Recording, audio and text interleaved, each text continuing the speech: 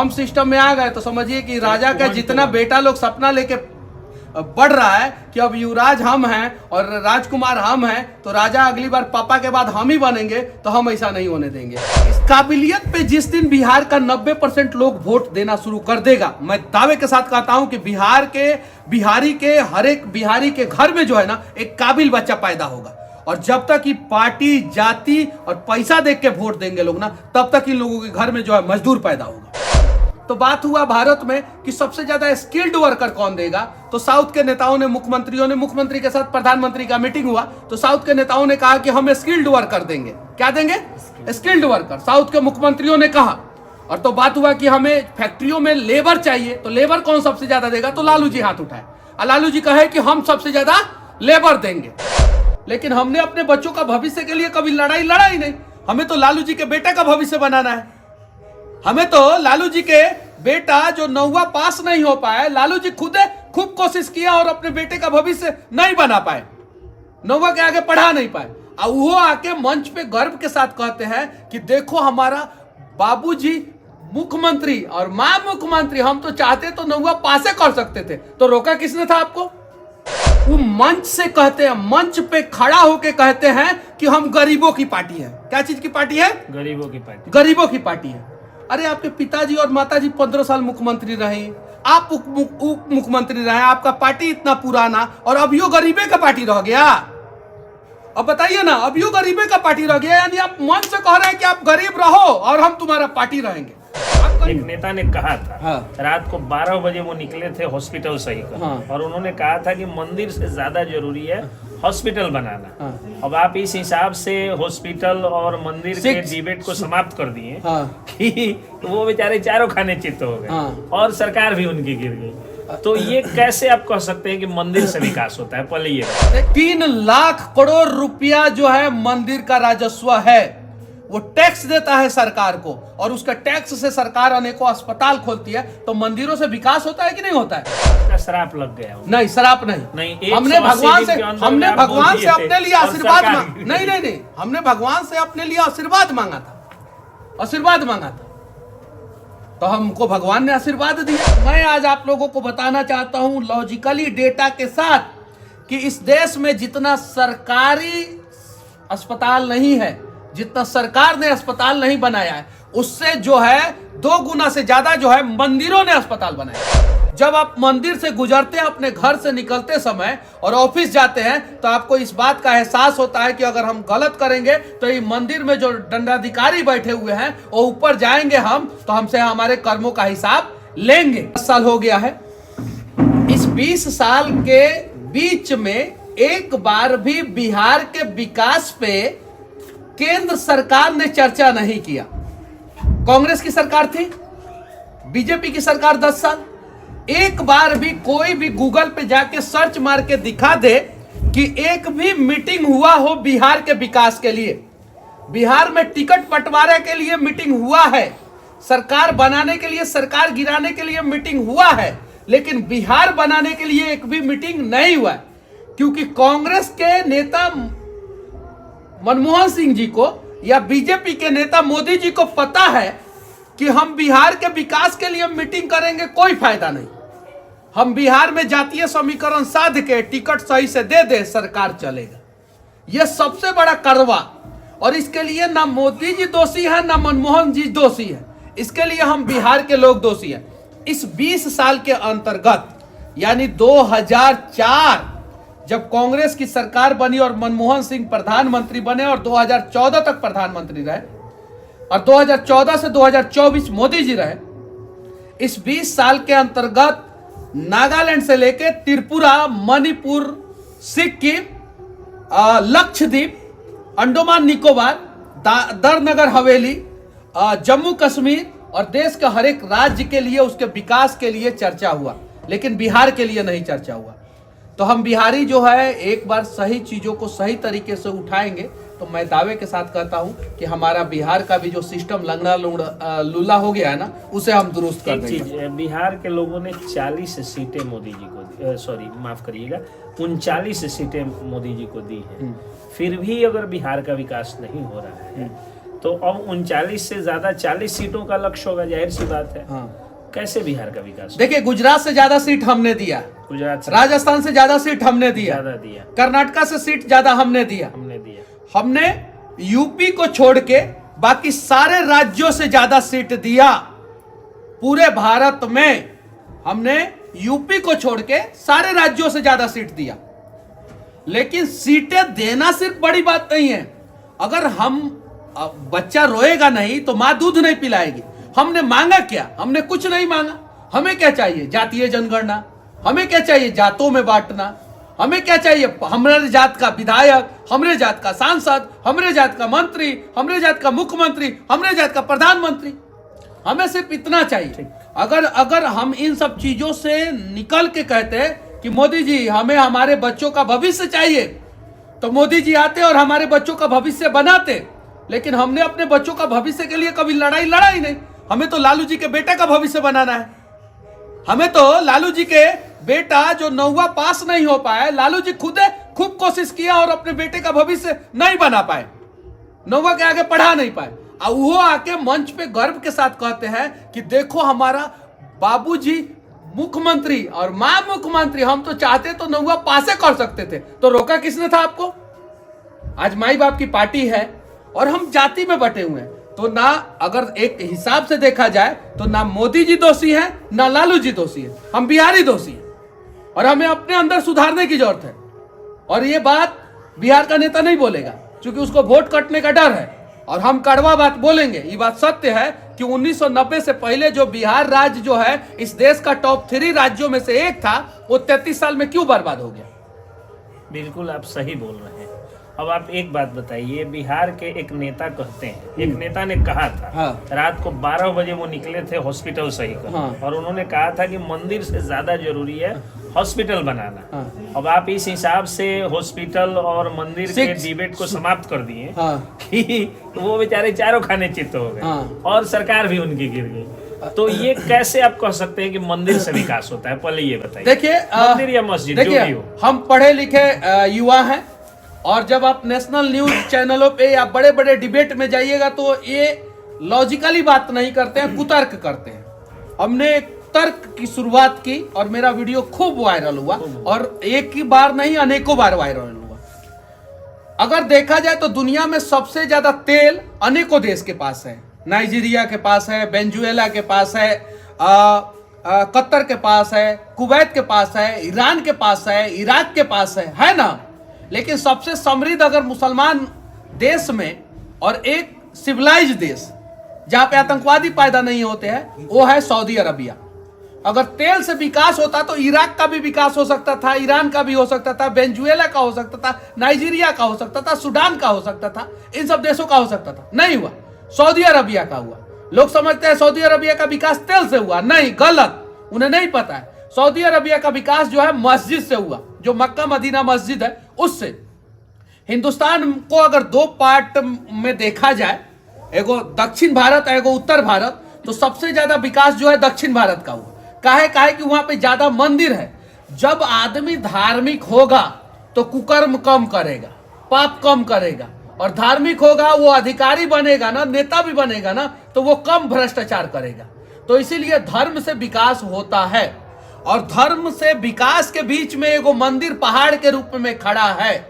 जब आप मंदिर से गुजरते हैं अपने घर से निकलते समय और ऑफिस जाते हैं, तो आपको इस बात का एहसास होता है कि अगर हम गलत करेंगे तो ये मंदिर में जो दंडाधिकारी बैठे हुए हैं वो ऊपर जाएंगे, हम तो हमसे हमारे कर्मों का हिसाब लेंगे। क्या बात है, लेंगे। लेकिन कुछ लोग कहते हैं कि हम धर्म से ऊपर उठ के हम लोग नहीं विश्वास करते हैं। अरे, धर्म में अगर आप विश्वास नहीं करते हैं तो आप यकीन कीजिए कि जिस दिन आप 60 साल से ऊपर के हो गए और निकम्मा हो गए, आपका शरीर जो है काम करना बंद कर दिया, तो समझिए कि आपका बेटा आपको आपके घर से निकाल देगा।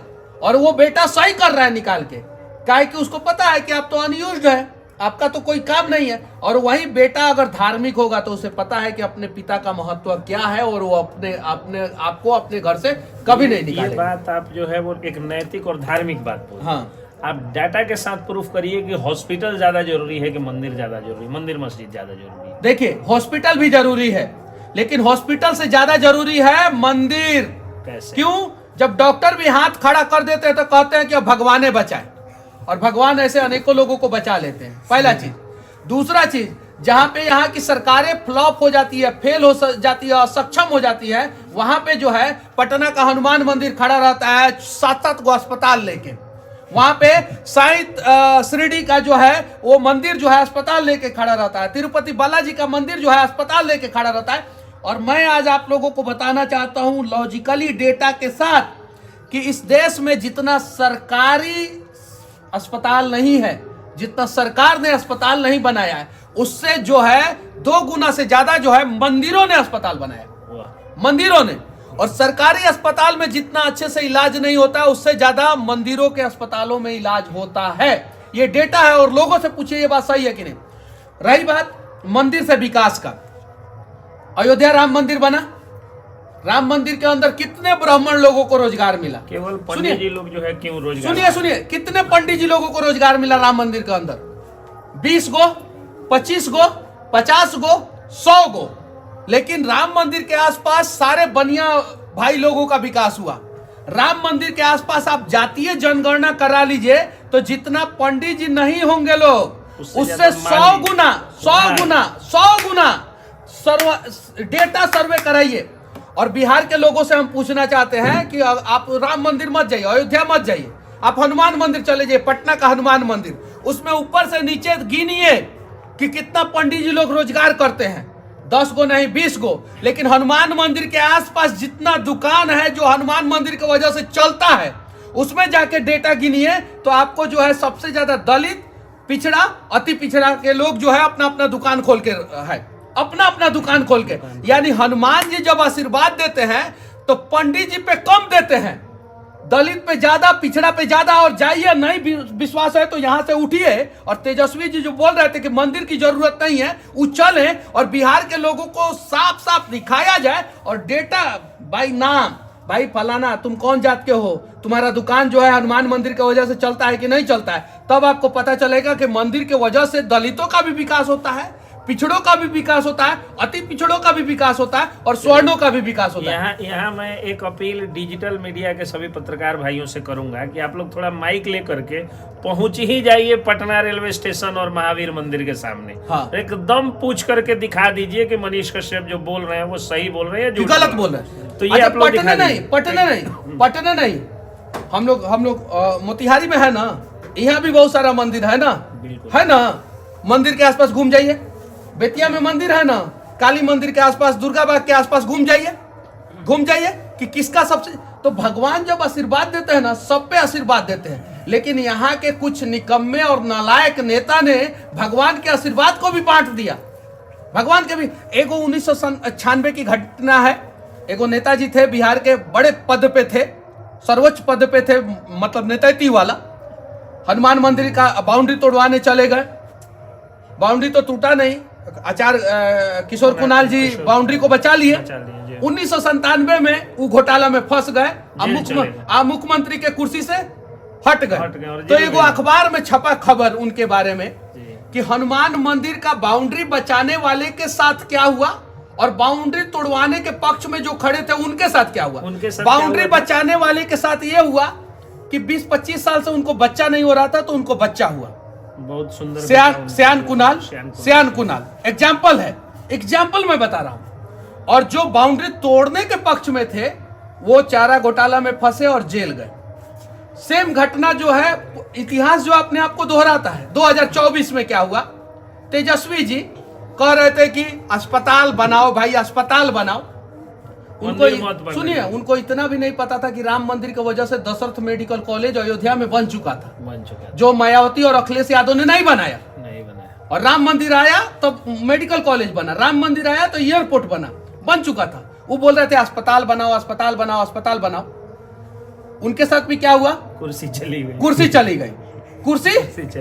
गई। उदाहरण है भाई, साक्षात उदाहरण है, बिहार का उदाहरण है। और सुनिए, बिहार का किसी नेता से पूछ लीजिएगा ये बात सही है कि नहीं है। कुर्सी चली गई और उनको अस्पताल की जरूरत थी, तो रैली में एक्सीडेंट हो रहा है, अस्पताल जाने का नौबत आ जा रहा है।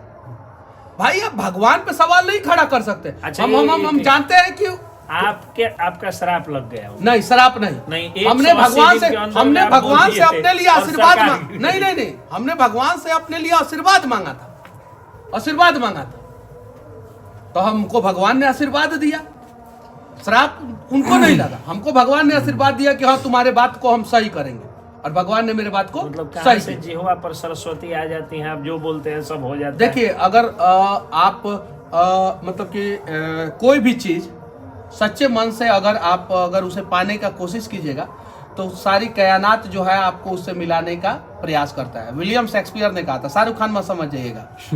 उन्होंने अपने एक नाटक में, इंग्लिश के बहुत बड़े राइटर थे, उन्होंने अपने नाटक में लिखा था, जूलियस सीजर नाटक की ये लाइन। अब वो लाइन जो है मैं सही से बोल पा रहा हूँ कि नहीं, if you want anything with your willing heart then all things support you, ऐसा ही कुछ लाइन था। तो वो सारी चीजें हैं। मैं भगवान से प्रार्थना किया कि हे भगवान, अगर मैं गलत हूं तो मुझे सजा मिलना चाहिए, सही हूं तो जो मेरे साथ गलत किया है उसको सजा मिलना चाहिए, और उसको मिला। और देखिए, बाप बेटा की कहानी देखिए, अपने आप को इतिहास दोहराया कि नहीं दोहराया। तो उनको पता होना चाहिए कि मंदिर से विकास होता है, और भारत में जहां जहां मंदिर है वहां पे विकास हुआ है। और आप बताइए, एक दलित सिंगल दलित अगर कोई व्यक्ति भूखा सो जाए,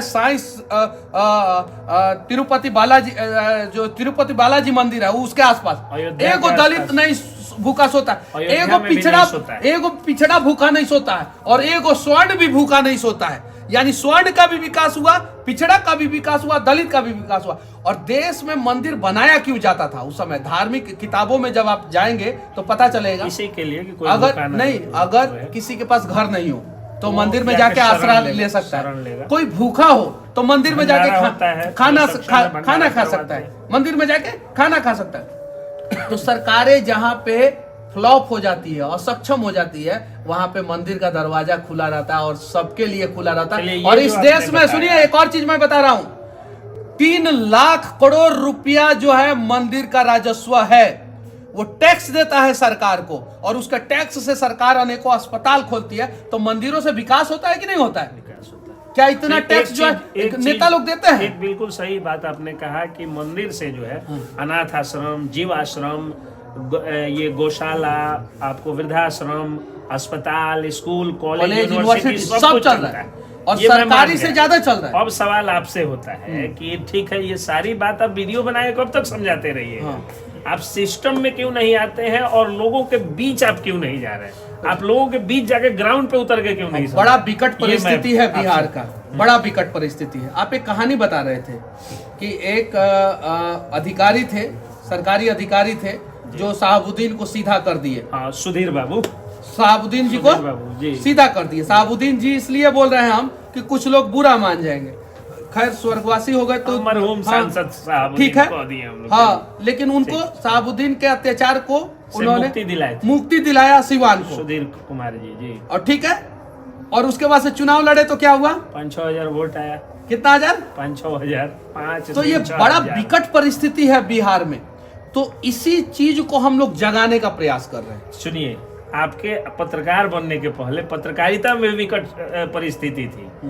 हमारे जिले के एक पत्रकार हैं, सबको गोदी मीडिया कहते हैं, वो कंठ फाड़ के चिल्लाते थे जब यहाँ भाजपा की सरकार थी और केंद्र में भाजपा की सरकार हुई, कंठ फाड़ के चिल्लाते थे कि सेशन लेट है, मजदूरों का पलायन हो रहा है। हालांकि ये बात अलग है, बीच में महागठबंधन की सरकार आई तो मुंह में दही जम गया उनके। आप एक बार जेपी यूनिवर्सिटी जाते हैं और गांव का मजदूर का बच्चा सेशन लेट पर चर्चा करने लगता है। सच्चाई तो यह है कि जो लालू यादव का वोट बैंक है वही आपका व्यूअर बैंक है। एक बात मैं बताता हूँ, सुनिए, लालू जी नहीं प्लीज, तो जो आपने स्थिति क्रिएट किया कि आप एक जो है 500 रुपए का माइक उठाए और लोग सैटेलाइट चैनल देखना छोड़ दिए, अखबार पढ़ना छोड़ दिए, और बिहार में सबसे ज्यादा जिस जगह पे आप बैठे हुए वहीं डिजिटल मीडिया मजबूत, भारत में पूरे जो है और पूरे वर्ल्ड में डिजिटल मीडिया आपके कारण यहाँ मजबूत है। तो क्या ये मनीष कश्यप अगर ग्राउंड पर उतर जाए तो उनकी स्थिति सुधीर बाबू वाली होगी? उनकी स्थिति वही होगी जो डिजिटल मीडिया में आपकी हुई। चलिए ठीक है, आप लोगों का आशीर्वाद रहे।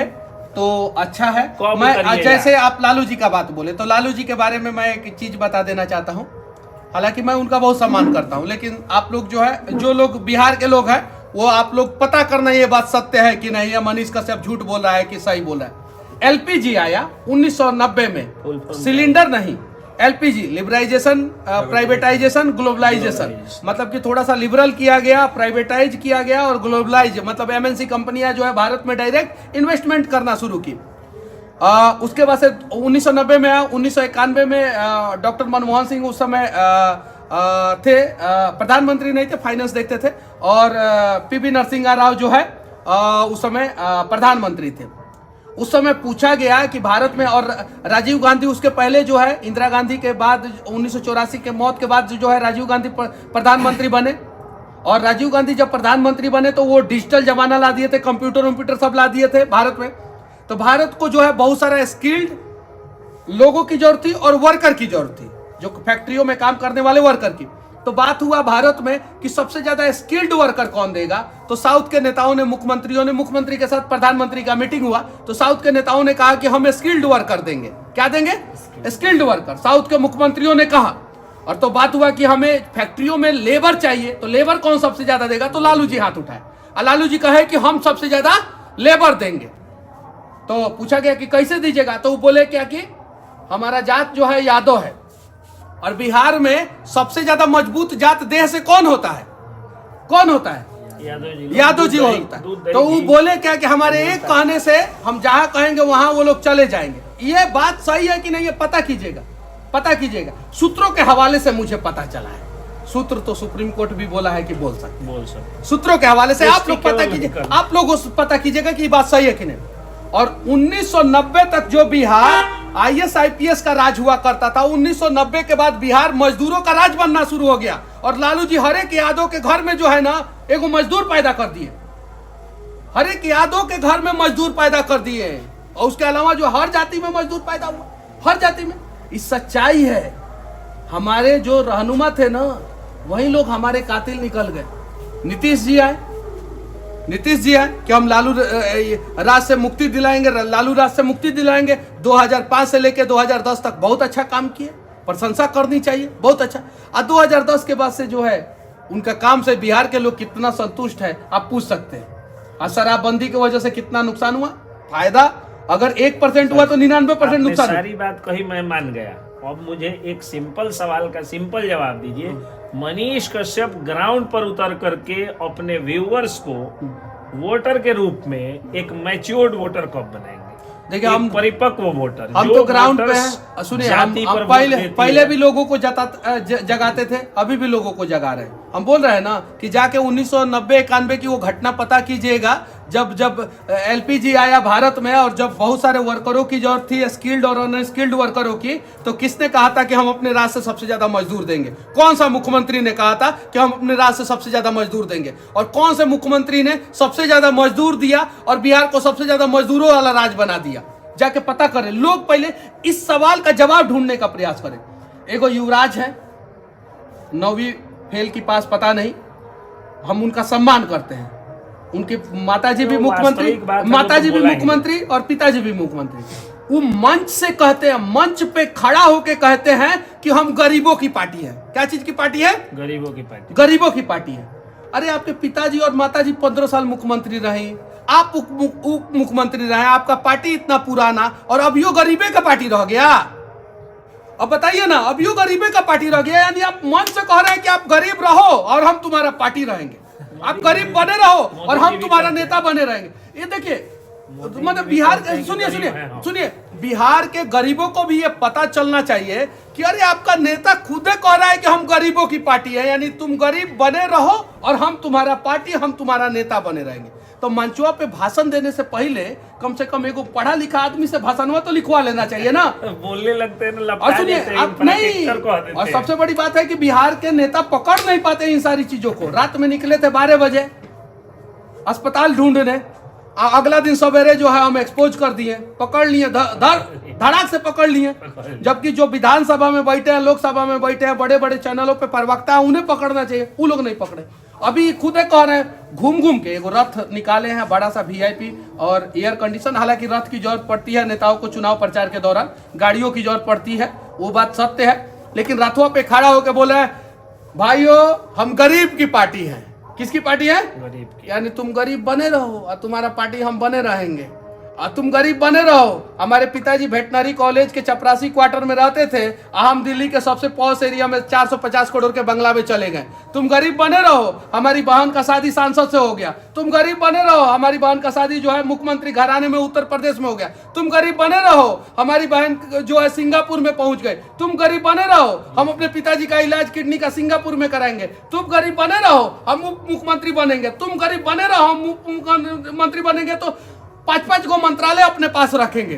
तुम गरीब बने रहो, हम मलाई खाते रहेंगे। ये तो मंच से बोला जा रहा है। तुम यादव भी हो तो रामकृपाल यादव की तरफ पार्टी छोड़ दो। मेरी दूसरी बहन जो है, पहली बहन आके राज्यसभा जाएगी, लोकसभा सच्चाई है। अरे और नहीं जीती तो राज्यसभा जाएगी। पहले तो बिहार के सारे यादव जी लोग पता करे 1990-91 की वो घटना, और किसने कहा था कि हम बिहार से सबसे ज्यादा मजदूर देंगे। किसने कहा था? और किसने कहा था कि हमारे लोग जो है सबसे ज्यादा बलिष्ठ होते हैं, सबसे ज्यादा ताकतवर होते हैं, मजदूरी के काम में सबसे आगे रहेंगे। किसने कहा था? पता किया जाए, ये जांच का विषय है और ये पता होना चाहिए। मतलब जाति के लिए भी भला नहीं कर पाते हैं लोग। कहाँ कर पाते हैं? अच्छा, आप सिस्टम में कब आ रहे हैं? सो बोलिए, चुनाव लड़ने की मंशा है कि हमको नहीं? लोग जब क्या सिस्टम करना है? हमको लोग जब सिस्टम में भेज देगा, सिस्टम में आ जाएंगे। पहले इस सिस्टम से दलालों को भगाएंगे सबसे, हाँ सबसे पहले। और हम सिस्टम में आ गए तो समझिए कि राजा का जितना बेटा लोग सपना लेके बढ़ रहा है कि अब युवराज हम हैं और राजकुमार हम हैं, तो राजा अगली बार पापा के बाद हम ही बनेंगे, तो हम ऐसा नहीं होने देंगे। इसलिए हमारे रास्ते में जो है बहुत सारे लोग जो है बाधा पहुंचाने का प्रयास कर रहे हैं, बाधा खड़ा कर रहे हैं। हमारे अंदर काबिलियत होगा तो सारा बाधा पार करके जो है हम वहां पहुंच जाएंगे। लेकिन हाँ, जनता का आशीर्वाद चाहिए, और जनता को जिसको आप लोगों को आशीर्वाद देना है दीजिए। लेकिन कम से कम इस बार आप अपने बच्चों के आंखों में आंखें डाल के और उसके बाद जाइए वोट देने, अपने आप बिहार बदल जाएगा। मतलब जाति, पार्टी और पैसा छोड़ के देखिए बिहार में तीन ही फैक्टर पे वोट होता है। बहुत बढ़िया आदमी कहेगा हाय हम तो पार्टी देख के वोट करते हैं। हम ऐसे थोड़ी हैं कि हम जाति पे वोट नहीं करते हैं। हम पैसा लेके वोट नहीं करते हैं, हम जाति पे वोट नहीं करते, हम पार्टी देख के वोट करते हैं। अब पार्टी किसी को टिकट दे दे, लोग कहता ही है कि भाई फलाना पार्टी कुकुरों के टिकट दे देगा तो हम वोट दे देंगे, कहता है लोग। ये समस्या है। पहला चीज बिहार की जनता को समझना चाहिए। सबसे ज्यादा बुद्धिजीवी अपने आप को कहता है लोग कि हम पार्टी देख के वोट देंगे। दूसरा कहता है ना ना ना ना हम पार्टी उटी नहीं देखेंगे, हमारा जाति रहेगा तब हम वोट देंगे। तीसरा कहता है जाति रहे पार्टी रहे क्या फर्क पड़ता है, हमको पैसा मिलेगा तब वोट देंगे। ठीक है, ये तीन ही कैटेगरी के लोग हैं। ये चीज है। काबिलियत पे जिस दिन बिहार का 90% लोग वोट देना शुरू कर देगा, मैं दावे के साथ कहता हूं कि हर एक बिहारी के घर में जो है ना एक काबिल बच्चा पैदा होगा। और जब तक कि पार्टी, जाति और पैसा देख के वोट देंगे लोग ना, तब तक इन लोगों के घर में जो है मजदूर पैदा होगा। चलिए, क्या बात है, बहुत सुंदर बात मनीष जी बोले। और जब ये बोल रहे थे तो मुझे सुनने की ही इच्छा हो रही थी। ज़्यादा से ज़्यादा तो सुनता ही है आदमी। तो बहुत ही अच्छी बात इन्होंने बताया। जाति, पार्टी और पैसा छोड़ करके और काबिलियत पर जिस दिन आप वोट दीजिएगा उस दिन जाति हार जाएगी, पार्टी हार जाएगी, लेकिन बिहार जीत जाएगा। उस दिन इनका भविष्य, इनके बच्चों का भविष्य जीत जाएगा, भविष्य जीत जाएगा। जय हिंद। जय हिंद।